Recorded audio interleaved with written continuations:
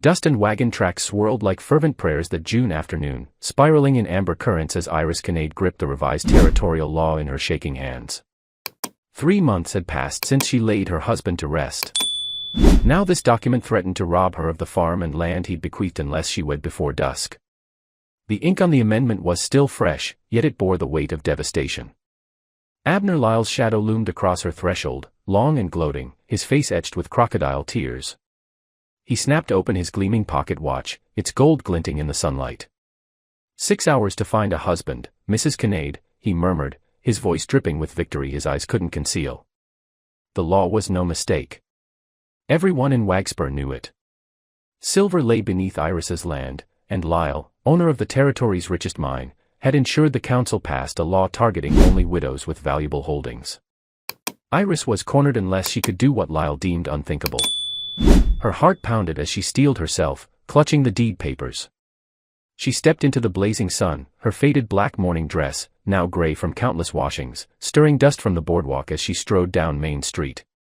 Whispers trailed her every step. The widow Connade hadn't appeared in town since her husband's burial. Now she marched, chin high, toward the saloon. Inside, the air was thick with cigar smoke and sour whiskey. Men hunched over cards and beer mugs froze as the widow's silhouette filled the doorway. The piano faltered to a hush. 100 eyes darted toward her, most quickly averting. No one would dare challenge Abner Lyle for her. None, perhaps, but a stranger. Iris's keen gaze swept the dim room. Dr. Tally smirked from his corner. Ever the loyal pawn in Lyle's schemes. The townsfolk looked away, unwilling to risk a glance in her favor. But at the bar sat a newcomer, a tall man, trail dust coating his leather vest, his rugged face unreadable as he sipped whiskey. His hat tilted low, shadowing gray eyes that seemed to see everything. That was when Iris decided. Her boots thudded across the wooden floor, each creak and groan of the planks resounding like gunfire in the quiet. The stranger's eyes flicked up, calm and wary, his hand inching slightly toward his holster, not menacing, but prepared. "Are you married?" Iris demanded, her voice slicing through the smoky air, bold and loud enough for every ear to hear. A hush swept the saloon. Men stared. Women gasped. Never had Wagspur witnessed such audacity. The stranger's lips twitched, though his face stayed composed. His voice carried a slow southern drawl. "No, ma'am, I'm not. I'm Iris Connade," she declared, holding out the document. "I need a husband by sundown. $50 now, 50 more when the deed's signed. You can leave by morning." The man leaned back on his stool, eyeing her. Something flickered across his face, curiosity, perhaps amusement. "Name's Jude Ransom," he said evenly. Before he could answer further, Dr. Tally scraped back his chair and stood, his smile oozing false concern. "Mrs. Connade, in your fragile state after your husband's passing, perhaps you should rethink such reckless actions." The door swung open behind her, and Iris caught the cloying scent of Abner Lyle's cologne before his voice. "The good doctor's right. A rushed marriage won't fix your rubles, Mrs. Connade." Something ignited within her. Fueled by desperation, she turned to Jude, fire in her eyes. "Marry me now, or I'll do it myself," she shouted, her voice ringing against the rafters. "I need witnesses to this marriage, and I need them now." Gasps rippled through the room, cards fell from hands, a glass shattered. All eyes locked on the widow and the stranger she'd just tied herself to with brazen words. For a moment, Jude's gray eyes widened, but then clarity struck. She wasn't propositioning him, she was staging a spectacle so bold even Lyle couldn't unravel it. Slowly, with the ease of a man accustomed to danger, Jude stood. At his full height, he loomed over Iris, his presence silencing the room. "I believe the justice of the peace has an office down the street," he said smoothly, offering his arm. His calm contrasted sharply with her fiery declaration. "Shall we, Mrs. Connade?" The silence broke with a chair's scrape. Porter Vance, the quiet shopkeeper who rarely spoke, stood tall. "I'll witness," he said firmly, "and Agnes Farweather at the schoolhouse can be your second." The saloon buzzed with whispers as Iris and Jude walked out, arm in arm. Lyle's face darkened with rage, his careful plans fraying. The story would be on every tongue by sundown. The walk to the Justice of the Peace's office felt endless. Iris's knuckles whitened around the deed papers. She'd won the first battle, but at what cost? Tying herself to a stranger was a gamble she couldn't afford to lose. Jude's steady stride beside her revealed nothing. He was unreadable, yet not unwilling. Inside the small office, Justice Hatch nearly dropped his pen at the sight of them, his spectacles slipping as he stammered, "A wedding. Today." Agnes Farweather arrived moments later, dignity in every step of her schoolteacher's frame. Porter Vance followed, determination burning in his usually timid eyes. As Iris placed her husband's gold watch on the desk for the justice's trouble, the late afternoon sun bled across the horizon. Time was running out. Her life, her land, her future, all hung in the balance before the sun dipped below the mountains. And so, under the watchful eyes of strangers and foes alike, Iris Connade prepared to vow her fate to Jude Ransom. Justice Hatch's office smelled of ink and dust, the kind that clung to old ledgers and fading law books. The cramped room was suddenly packed beyond its means.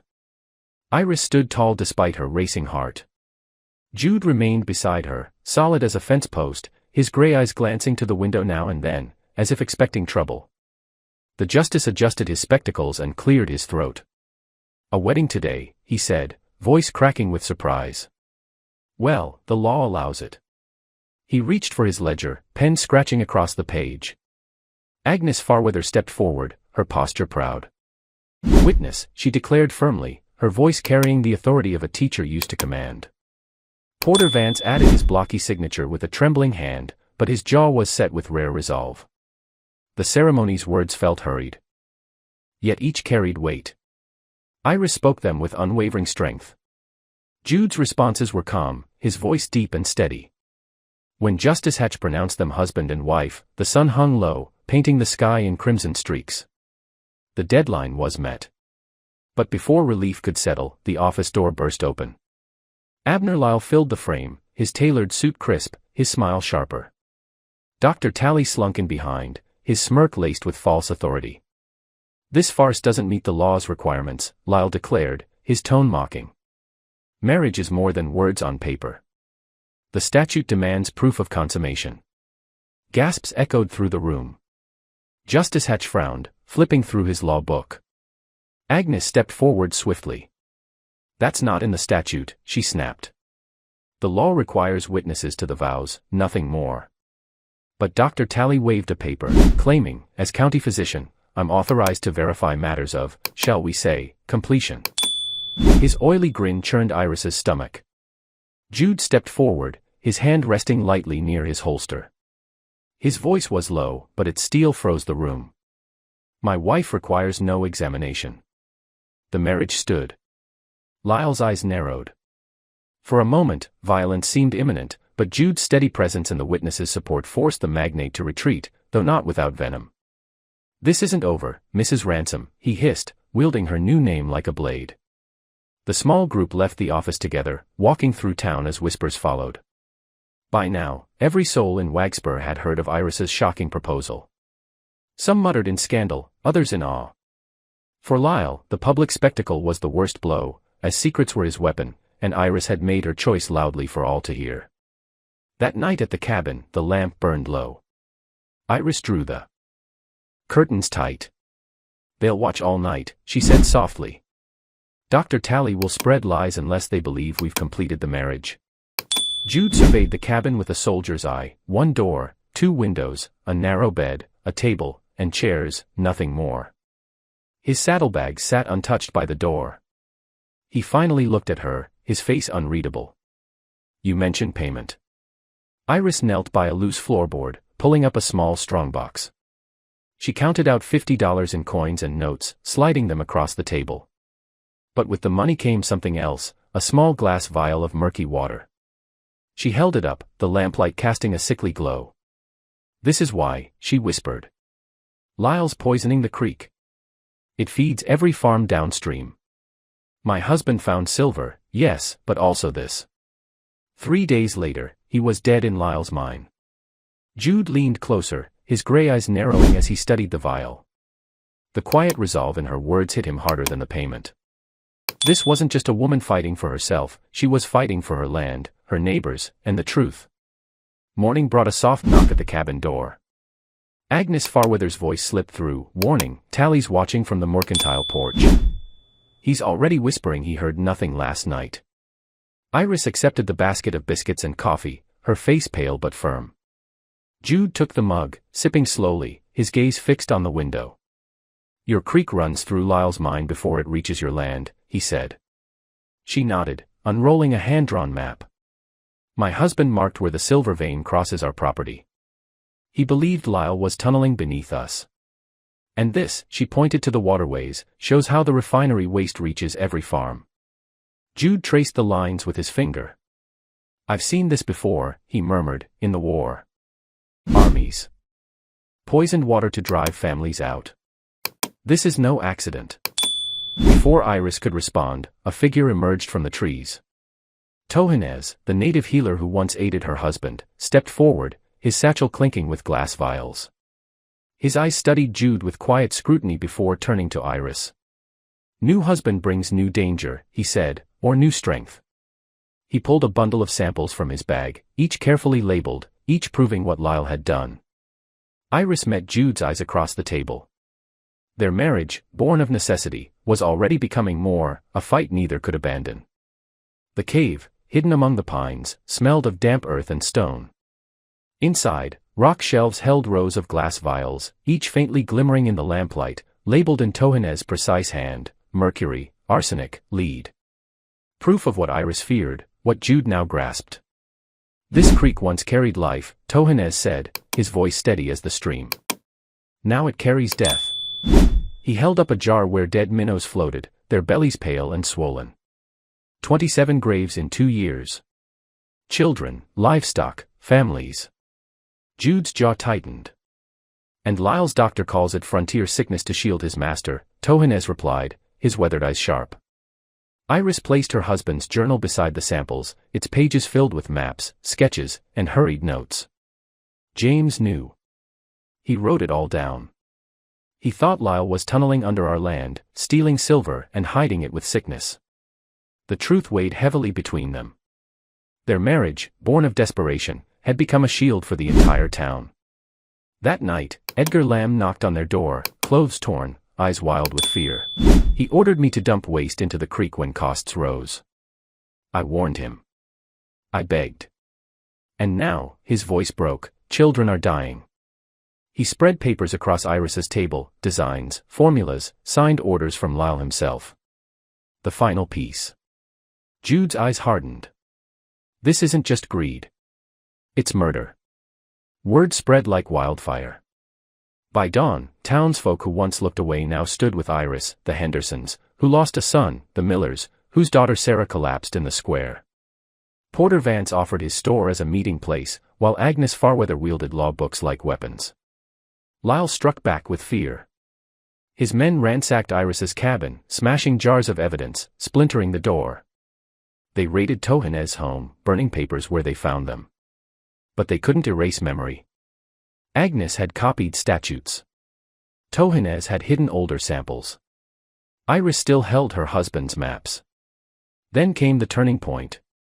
Little Sarah Miller collapsed again in the square, her lips blue, her small body trembling. Mothers screamed. Dr. Tally fumbled with his useless tonics. Iris pushed through the crowd, Tohinez at her side. It's mercury poisoning, she declared, her hands steady as she mixed herbs, the same that killed the Henderson boy. The townsfolk watched as Tohinez's remedy eased Sarah's spasms while Tally's failed. A hush fell.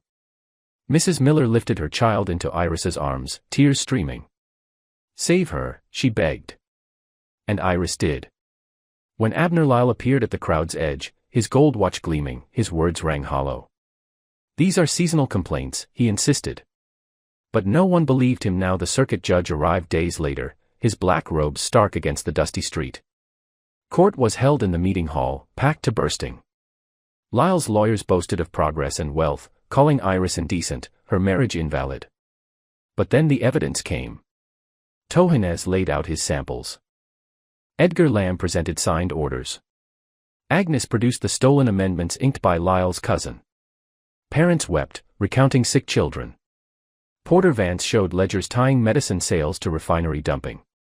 Iris spoke last, her voice steady, her eyes unyielding. This marriage began as desperation, she told the judge, her hand resting lightly on Jude's arm, but it has become truth. My land is not just silver, it's life. And Lyle sought to steal it with poison.